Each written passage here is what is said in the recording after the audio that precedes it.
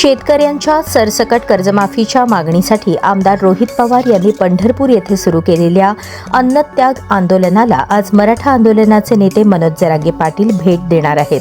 आंदोलनाच्या दुसऱ्या दिवशी जरांगे पाटील आंदोलनस्थळी उपस्थित राहून रोहित पवार यांच्याशी चर्चा करणार असल्याची माहिती समोर आली आहे.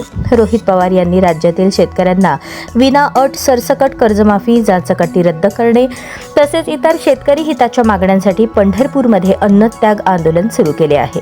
या आंदोलनाला विविध शेतकरी संघटना, राजकीय नेते आणि सामाजिक संघटनांकडून पाठिंबा मिळत आहे. दरम्यान मनोज जरांगे पाटील यांच्या भेटीमुळे आंदोलनाला अधिक बळ मिळण्याची शक्यता व्यक्त होत आहे. शेतकरी आणि मराठा समाजाच्या प्रश्नांवर भूमिका घेणारे जरांगे पाटील आंदोलनस्थळी नेमकी कोणती भूमिका मांडतात याकडे राज्याचे लक्ष लागले आहे.